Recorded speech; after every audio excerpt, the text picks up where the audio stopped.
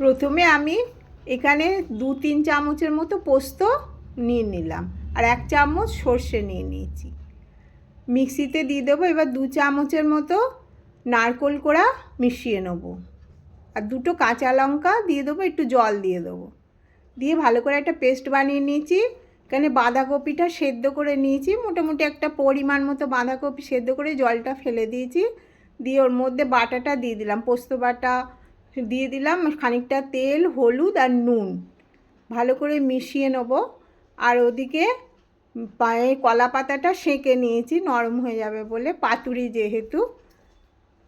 এবার কলা পাতাটা সেঁকে নিয়ে কলা পাতার ওপর এটা দিয়ে দিলাম, বাঁধাকপি দিয়ে দিলাম, আর একটা লঙ্কা দিয়ে দিলাম। দিয়ে এবার ভালো করে মুড়ে নেব। বাঁধাকপির পাতুরি একবার গরম ভাতে খেয়ে দেখবেন, দুর্দান্ত লাগে। এইভাবে বেঁধে নিয়ে চারিধারটা বেঁধে নিতে হবে। নিয়ে আমি ওদিকে ফ্রাইং প্যানে বসিয়ে একটু তেল দিয়ে দিয়েছি, গরম করতে দিয়ে দিয়েছি। দিয়ে এবার এটা দিয়ে দেবো। আমার এখানে একটু কলা পাতাটা ছিঁড়ে গেছে। এবার তেলটা দিয়ে চাপা দিয়ে দিলাম, একদম লো আঁচে 5 মিনিট করে দিয়ে দেবো। দিয়ে একটা ঢাকা দিয়ে দিলাম, 5 মিনিট হয়ে গেছে। এবার উল্টে দেবো,